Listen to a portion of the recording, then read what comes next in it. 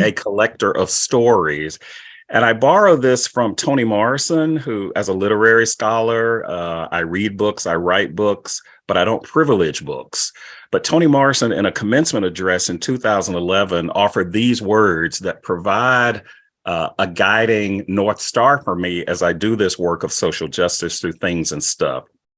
She said in that commencement address, I have often wished that Jefferson had not used that phrase, the pursuit of happiness, as the third right. Although I understand in the first draft was life, liberty, and the pursuit of property.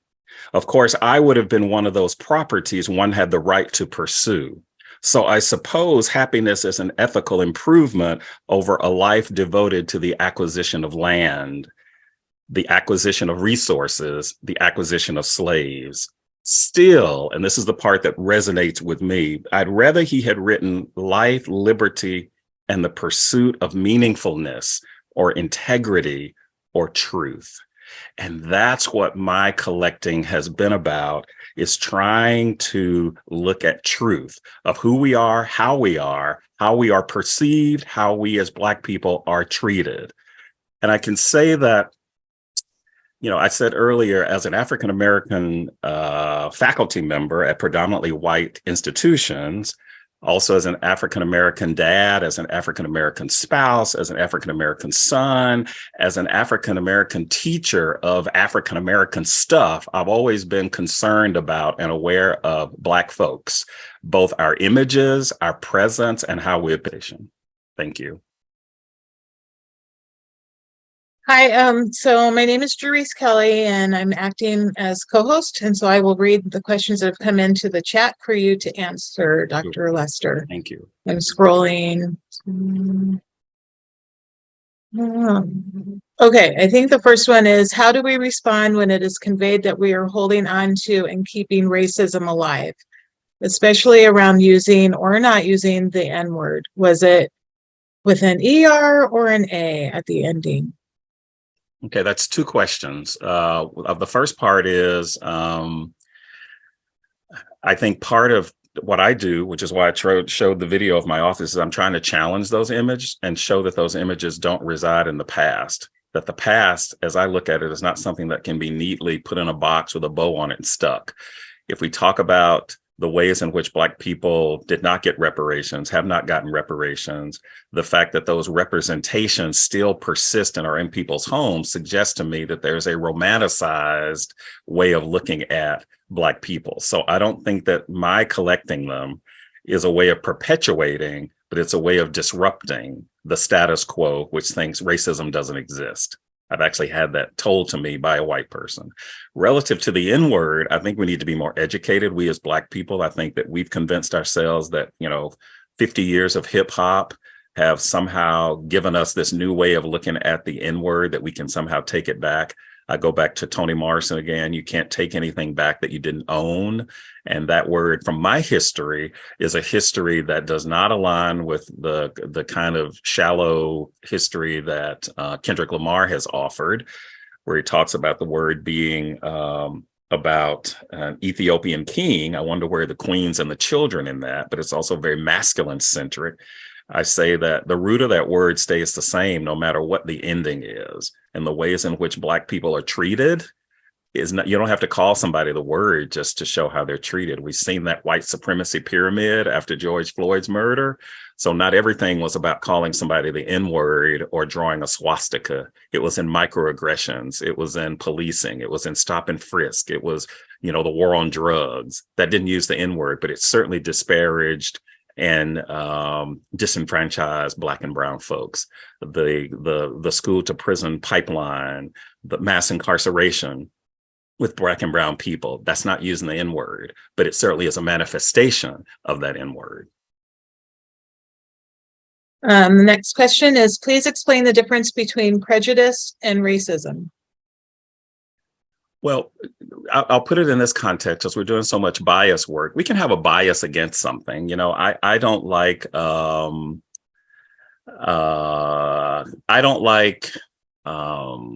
tomatoes. that doesn't, and I'm not going to buy any raw tomatoes. And when you come to my party, we're not going to have any raw tomatoes. And if you like tomatoes, I'm not going to invite you to my party. That is not systemic. That is about a personal choice that I am making and a personal choice you can make. But when I am told, for example, that I can't come into an establishment because my skin looks a certain way, that is about a system, not about a personal choice. When you can see those Jim Crow signs that say no blacks, no Negroes, no dogs, no Mexicans, that's not a personal choice. When I can't go and live in a neighborhood because it's been redlined, that's not a personal choice. Somebody has decided that. In the same way that the definition of black, however problematic that is and socially constructed, was not a personal decision. When somebody said there's a one drop rule, and that was part of what critical race theory really is looking at the laws themselves that were not neutral, those are not personal decisions. So I can obviously have a personal preference. I would prefer the car that I have over getting a Tesla, but I'm not discriminating it. I don't have the power systemically to hold anybody back whose decisions are different from mine. But we're in a position of power, and I would just draw your attention to this.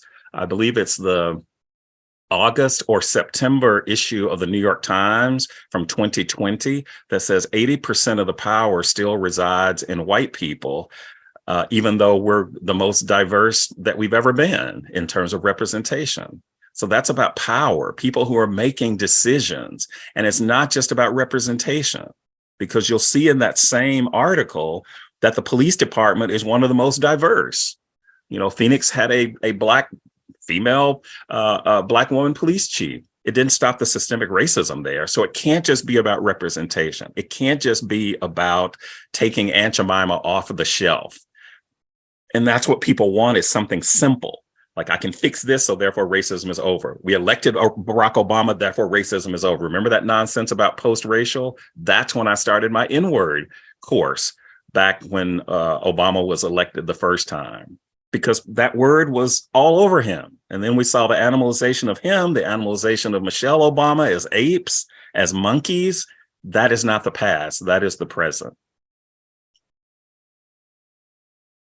Thank you. The next question is, what is the deal with the watermelon? How did it become so deeply associated with Blacks and or African Americans? Well, the story that makes more sense to me is that after emancipation, watermelon was one of the things that Black people could grow easily, and it didn't take a whole lot of effort, and they could sort of make a living by growing watermelons, selling watermelons, making money, being entrepreneurial. But when white people and Black people have always been under a white gaze, in the same way that women have always been under a male gaze and have responded to that gaze, they took that image of Black people eating watermelon and manufactured that into this caricature and this stereotype, so that it became something that it wasn't. You know, and it scares people now as Black people to eat watermelon. But people eat watermelon, but it's the exaggeration and all the other stuff that went with it. The bells, the dolls, I've got these topsy-turvy dolls. It's not one thing. It's that watermelon became part of that same kind of disparaging. You know, here's Mammy and there's the mistress. This is the topsy-turvy. So all of this is part of a culture and a resistance to Black resilience, as a resistance to Black success, Black excellence. Notice how disparaged Angel Reese was in the basketball game when she was doing the same sort of trash talking as Caitlin from Iowa, but yet Reese got disparaged for it and was told she was classless. When the white woman did it, she was, just being, part of the game. So these kinds of differences have always persisted, and Black people have not had the power to define those things for ourselves. So we're constantly trying to challenge them. But there are too many people, as Dr. King said in that final quote of my video, are just, happy with the status quo. It's the difference between being anti-racist and non-racist. Ibram Kendi pointed that out, right for George Floyd. Non-racist means that you don't say the N-word, you don't call women B words, but you're not doing anything to disrupt that when you see it happening to other folks. So I think that's kind of where we are relative to how we are redefining or not redefining or accepting things as they are. I don't know if that answered your question because I got a little distracted by my doll there. It was good. It Okay, was a yeah. good I've got response. so many things here that I want to show and tell because I'm just Right. this came from Uncle Tom's cabin, and it's so easy to see how these things are costumed. This is the mammy tablecloth and the themes here, and you could easily take this and make it into something regal and have these Afrocentric costuming there, which could change that in a heartbeat. It could be something like Jerice is wearing. That's not a bandana. That's a tignon. I learned that from Beyonce, from the time when Black women, and this, Marie, when Black women were forced to cover their hair because it was not only it was perceived to be ugly, but it was also attracting the white men. So there had to be a law that said Black women had to wear coverings over their head. But you know what the Black women did?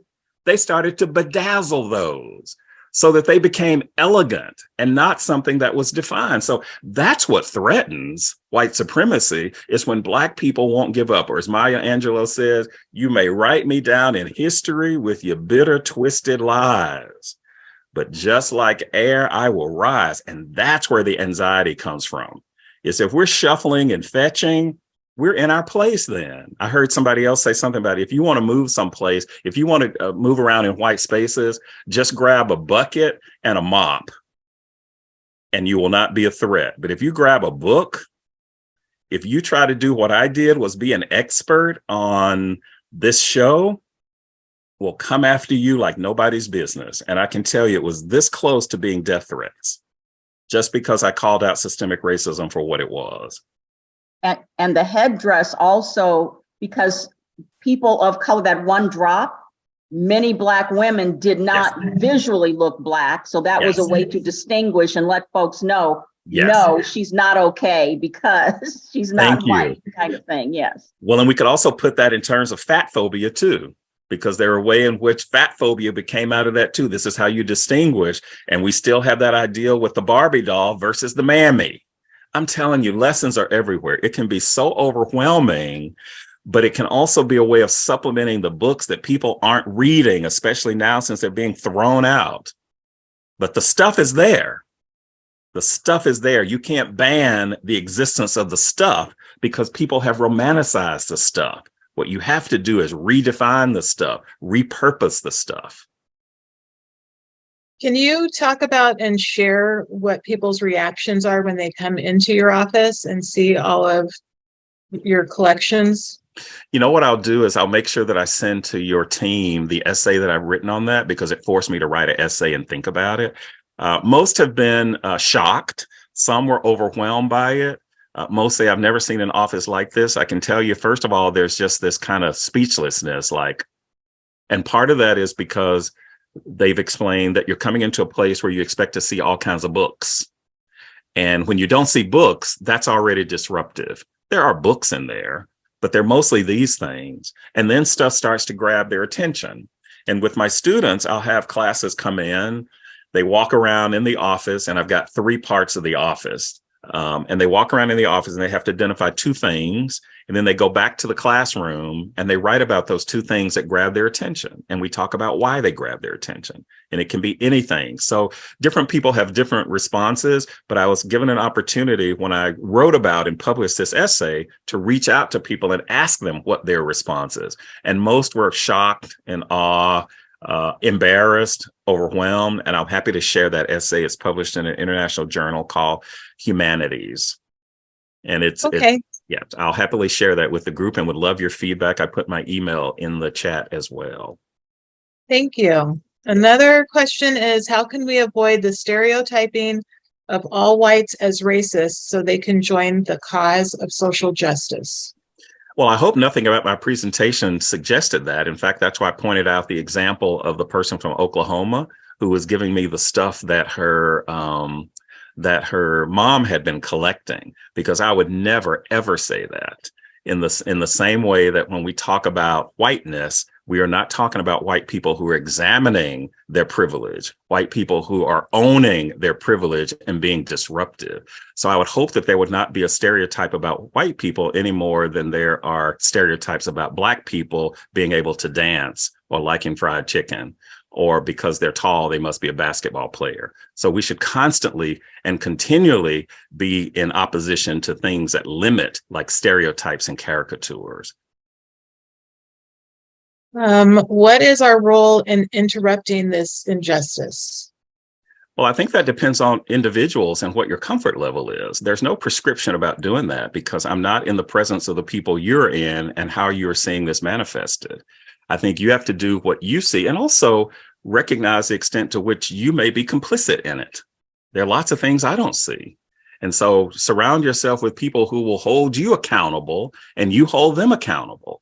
This has to be a collaboration. We are not going to do it by ourselves, but there are organizations and individuals like this organization. But, people will say things like, oh, we're preaching to the choir. And I have to remind people that the way I think of the choir is that there's a reason that people go to choir rehearsal every week. There's a reason that choirs learn new songs, and everybody in the choir is not a lead, and everybody is in the choir is not on the right key. So for me, there is nothing wrong with preaching and singing to the choir. Okay. So you have to disrupt this in a way that you feel comfortable. I can't give you a prescription. If I gave you a prescription and you said it didn't work, then you would blame me because it didn't work. I don't know your people. I don't know your network. I don't know your influence. You know that. And if you care about it, then you'll figure out how best to address it when it comes up. Okay. There's another question. Do you participate in any town hall reparation meetings online or in public? Not specifically in reparations meetings, but I do public presentations all the time, and they're not so much about reparations. They're all these forms of racial justice, and I have to be mindful. Because I work at an institution and I have to make sure that what I'm saying is not representative of an institution. So many of you have responsibilities like that. I write op-ed pieces, town halls. That's not necessarily the lane I travel in. And I try to make sure that I'm not all over the highway, just do what I do. But trust me, I do stuff on cultural appropriation. I do stuff on the N-word. I do stuff on privilege and bias. I do stuff on poverty porn, as I mentioned, and I brought some examples to show you. This is poverty porn. It's usually a little brown boy or girl, and it says, save a child from a lifetime of shame. And this happened right after Truman, the Truman Doctrine, where mostly Western countries felt like they had to, the US included, had to save the brown countries. And that has persisted now because it's a way of getting people to write checks. And I can tell you more often than not, you get things like this that come into the mail. And that becomes the norm. And I can tell you, when you see the pattern that it's mostly Black people, it's mostly white people who are doing the saving. And you'll say, but they get a check. Well, we don't know if they actually get the check or not. And they make this the norm. And what I'm proposing is that we have brown and Black people who are in these circumstances tell their own stories and then try to address the root of this, not just write a check and then you go off and live happily ever after while people are still suffering. But, where are the successes? We are not just one of the things that I hope people don't get is that when I point out and teach African-American literature, nothing that I do is about victimhood. In fact, it's just the opposite. The fact that we are still here when we are being disenfranchised, when we are being told that, what we create is of no value, but yet people steal what we create and call it their own, whether it was Neris Green when he created the recipe for Jack Daniels, or the white woman who stole and became Betty Boop. Black people have created. Look at what's happening on TikTok now, where young Black women created these dances, but who got credit for it? And money that came with that. So that, again, I go back to what Dr. Carol Anderson says. It's not the Black presence that's threatening. It's Black success. It's the resilience that you will rise and that we will get up and we can create the blues and jazz and hip hop and language that people copy and steal and try to call it their own. But you can't imitate an original, and it's happening everywhere. I'm going to jump in here because this is a good point to bring up. Even though we're a genealogical society, we're not history. We have to know the history and the laws as we research. So that's why it's important to get this piece, this other side of what we need to understand as we research. You know, whether I know Linda Morris functions in a faith community environment. I'm looking at, as a practicing Catholic, the U.S. Council of Bishops that's very divided on certain issues. And a lot of them are navigating that gender and race, area of race and gender. So these are all things that we will be looking at historically as we, research. And it's important to understand that. And that's why it was important for us to have Dr. Lester. Actually, we were trying to have you, I think, for Black History Month, wasn't it, in February? Yes. And because of his schedule, we couldn't get him on. Yes. But we will listen to Dr. Lester whenever we can get him. So, but you've got to understand that as those who research genealogy and family history, which are, the skeletal item, and then the meat on the skeleton is the family history on that genealogical. Well, and just so that you know, I'm reading a dissertation now by a Black woman preacher in the AME church, and it's on the ways in which white people, not all white people, have been complicit in perpetuating white supremacy within Black churches. And I can tell you, if you still got, sexist ideas coming out of the pulpit about what women can and can't do and who can preach and who can sing in the choir and who can't, then you're practicing white supremacy. And it's easily done. And Black people have done it. I'm thinking of Booker T. Washington, who talks about trying to civilize American Indians. And the civilization meant that you had to be assimilated so that you were more like white people. It's everywhere. It's everywhere. And I say that this is not unique to our country. When I traveled to Ghana, I saw all kinds of skin whiteners being advertised. When I went to Pakistan, in Mexico, in Thailand, there is still this idolization of whiteness as an ideal. And we are still practicing and have internalized that in the same way that women have internalized certain ways that men look at women with pity and contempt. And I borrow that from W.B. Du Bois's The Souls of Black Folks, when he says that's what double consciousness is, when you internalize the pity and contempt that those who are unlike you look at you with, and have the power to define by creating these images of you. And you're continually saying, that's not me. That's not me. But we can internalize those too. Look at what happened to the 5 men who beat up the young man, Tyree Nichols, in Memphis. And people wanted to say it's not about race. It is. It's about a system of policing that is racist, that is problematic. And it doesn't matter who's leading it. It's what's being practiced there. And your proximity to whiteness can sometimes make Black and brown people feel like they're white. Look at what happens within the Latinx communities. So these conversations are about the past and they're about the present. But for me, they're the ways in which these are intricately connected. The past is the present, Eugene O'Neill says. It's the future, too. We all try to lie out of it, but life won't let us. And then Leroy Jones said in the play The Dutchman, let's pretend we have no histories, because history is written and inscribed on our bodies, whether we say anything or not. When you walk into a room, your hair makes a comment, your skin color makes a comment, your gender makes a comment, whether or not you wear glasses, it speaks before you speak. And those are the ways where we have to be. Somebody asked, how do you disrupt it? We have to be aware of the fact when we are letting a narrative that exists in the past control how we are interacting with somebody in the present, because that's the serviceability of stereotypes, is you don't have to interact with what is right in front of you. Okay, we've got 2 more questions. Okay. One is if you could speak on the fear of interracial marriage and children. Why is that fear out there? Why is it considered dangerous?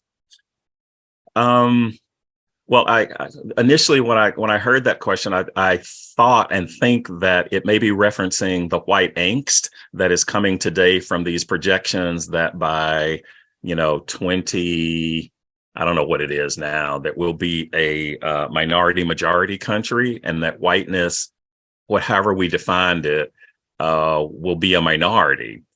But keep in mind that numbers have not always equated to power. There were a lot more enslaved people on these plantations than the people in control of them. But that is a threat, though, which is some people have argued that may be part of the overturning of Roe versus Wade, because there need to be more white babies born. But I also realize that conversation can't be disconnected from the fact that Black women have the highest mortality rate, infant mortality rate, maternal mortality. So, I think there's the angst of that, is not seeing people like you. I think that may have something to do with why we're banning books under this guise of CRT. We don't want any books that have to do with race. We can't teach Black history, at least in Florida, as an AP English course. So there are all kinds of ways in which that threat that Blackness was providing right after George Floyd's murder, when people were feeling, whether it was guilt, whether it was anxiety, whatever that is gone now. And it has been emboldened in a way that is being, not just in terms of people's opinions, but it's also being legislated. There are fewer than 20. There are only 20 states in the country during the time that Arizona passed the Crown Act through Governor Hobbs' executive order. Only 20 of the 50 states have something about hair discrimination. The other 30 don't. And if we go the way of Florida, then we may not even be able to talk about diversity, equity, and inclusion. So this is a very scary time. And I go back to what you said, Marie. This is like any other time for so many reasons. Not necessarily because racism exists anymore, because we see it more and people are recording it. We wouldn't have had a George Floyd if we hadn't seen this Black young girl recording this. If we hadn't seen these things that we didn't have the opportunity to see before, because white authority has always mattered, and white male authority, and white cisgender male, Christian, financially stable male. That's the mythical norm that Audre Lorde talks about when she talks about race and class and white supremacy. Okay, the last question Yes. is, do you have a way, or let me just read the question as it is. Can we get info on how to respond to those that use the N-word? Well, whether it's ER or A, do you? What I feel like, since that's the second question, we need a community class on this, and I would love to facilitate that, because I teach a 15-week class, and the way that this class works is we look at some of the history, but we also look at it in comedy, we look at it in music, we look at it in children's text, we look at it in the classroom. And there's no single way to respond, because different people will come at different ways. I mean, I can tell you how I've responded when a Black person walked up into the audience and was using into my office and was using that with me. I asked the person not to use it because it made me uncomfortable. A white person would not use it around me. What I would say in a class is, if we had a text and the word was in there, I ask my students, or I tell my students, I don't ask them, I say, this is a ground rule, we're not using that word. If I can teach classes and create a class only in the US and not use the word, then you can also do that. And I think that when people think, for example, that there's a difference between the R and the A, that's ignorance. Because all you got to do is go back to some of those slave narratives or some of those minstrel songs, and the GA is there. So there is nothing innovative about it. And the root of the word stays the same. Go read Harriet Wilson's 1800 novel called Our, NIG. It's shorthand for that word. And it doesn't matter. In fact, I've got these shirts because I'm a show and tell kind of person. And that's what the shirt says. Neither. Call me by my name, not one of these. And what I discovered this time is it's very gendered. Black women use it, but it's primarily rooted in Black masculinities and the ways in which there is a kind of a real N-word that is also misogynistic, that is also about capitalism. So we need a whole few weeks to have a conversation. And I wouldn't try to go into that conversation trying to tell you what to say or not to say, but I would say, here's what I've done in the years that I've been researching this. I want to put it on this buffet table. And then you choose for yourself. It's not criminal to say the word unless there's some criminal activity associated. But to what extent is it controlling you? And as Maya Angelou says, words have power. And if you don't pay attention to the words used around you, then those words will get into you and you will continually be thinking in the ways that those words signify. So that's my caution is you don't want people using the word, or don't use the word. Don't surround yourself with people who use it. And when it stops, here's what I do with my adult kids who cuss. I don't cuss. Didn't say I haven't ever cussed. I don't cuss. But I ask them, would you please stop? I don't use those words in your presence. So I wish you wouldn't use it in mine. And if they don't, then I exit. We don't have to argue about it. We don't have to debate. I exit. That's not a conversation for me. And I have control over that. Yes. Do you offer classes outside of the ASU campus? Well, I order talks and workshops. But we're still looking at opportunities to have structured classes. I would love to do a class where we were not just reading books, but we were watching movies. Like I want to have a conversation about James Baldwin's I Am Not Your Negro. I want to have a conversation about 13th. I want to have a conversation about Song of the South. I want to have a conversation about Crash. These are, A Raisin in the Sun, Do the Right Thing. I just did that with a Black film festival out of Scottsdale with the Baha'i Faith. Do the Right Thing is such a good, relevant movie now. And, I'm not always excited about Spike Lee, but this movie holds up in the same way that Jungle Fever. So, that's what I'm all about, is not just bringing in books, read some books and some other stuff and bring in stuff. I end up buying this dipping sauce here from Safeway or Fry's because people want to say the N-word is like other words. It's not. Now, once upon a time, you might have the N-word on products, but you're not going to have this in a Safeway with the N-word on it. We can't do that now. You can have Aunt Jemima there and Uncle Ben there, but you're not going to have this. You're not going to have a restaurant called, Biscuit B. So, and the thing about the N-word, and I'll say this finally, is that it's an equal opportunity epithet. And what I mean by equal opportunity, well, find me one children's book that's about 10 little bees. This was so normalized. This teaches kids how to subtract. And what's interesting for me is that it's not just subtraction, but it's one by one, these little Black kids are disappearing quite violently. One is swallowed by a fish, one is stung to death, one is hugged by a bear, one just explodes in the sun. Find me something equivalent like that, where we talk about, the N-word is like the B word. It is not. There is nothing like the N-word in the English language. And notice that there's the menstrual representation as well. And this is a children's book that is about the size that children's hands can hold. This is the way you normalize anti-Blackness and white supremacy. Thank you so much. While you're looking at it, throw in Little Black Sambo, because it doesn't use the N-word, but it's got those images. And that's the most popular book of all in this country by a white woman. So there was a comment placed into the chat regarding Sambo's restaurants. Yes. By Marie Scott. Marie, do you want to say it or you want me to read it? So we lived in Missouri, but my father was from Tennessee, mother from Louisiana. So that's how we spent our summers visiting family. And Sambo's restaurants, I think Motel 6 usually had one along that traversing to the south.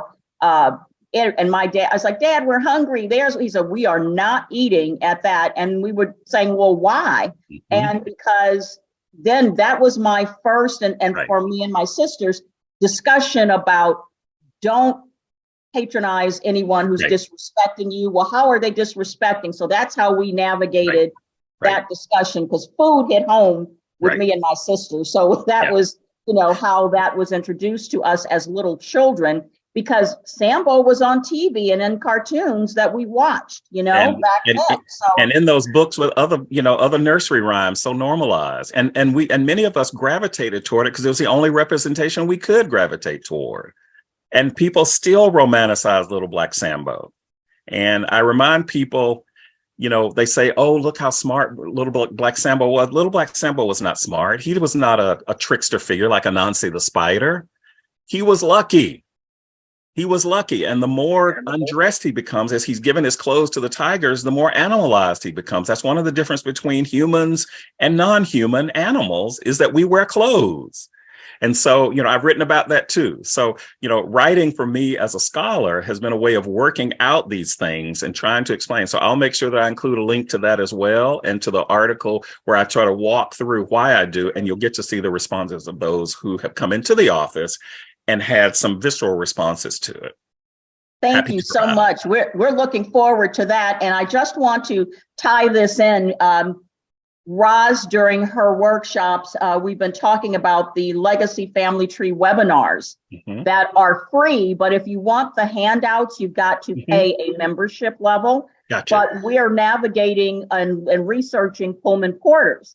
And if you look at that history by the Pullman company, they wanted to hire dark complected men over those who were not dark complected. That was their first preference. They had other things, like you had to be a certain height, certain weight just to navigate, but they wanted the dark complected. It's right there written in it. So when we say we ignore race, and race, it's right there. And so I also send people to your historical societies, to your state libraries, to your archives, because that's where the history is. I mean, I told someone who said, you're taking down statues. You can't change history. You can't ignore it. It's there, whether there's a statue there or not. Removing it from the classrooms, removing the books isn't going to change that history. Right. And if it is taken out of our classrooms, then you need to make sure you know where to get the facts and the history and the laws and the information. They're in our archives. They're behind those walls we call JSTOR, Hine Online, all of that. And many of us are still learning how to navigate that space. That's why members and guests, you need to be in Rosalind Matthews' workshops on how to do your document trail research and how to find out how to get to the information you need to connect you to your ancestors in the past. This has been phenomenal, and we will make sure this is not the last time we hear from Dr. Lester, because as I said, as we navigate this space of genealogy and family history, we need to know the history and the laws that have gotten us where we are. So thank you so much, and safe travels on the roads in Arizona, because the weekend, it's getting worse because they're doing world work on the weekend. Yes, they are. Thank you so much for inviting me. I had a lovely time, and I put my email address. Please reach out, particularly if you see items out there to add, because I'm ready to continue. This is bigger than I am, and thank you for doing the work that you're doing to help find what Toni Morrison says: integrity, meaningfulness, and truth. Thank you so much. Thank you. All right. Have a good weekend. Bye-bye.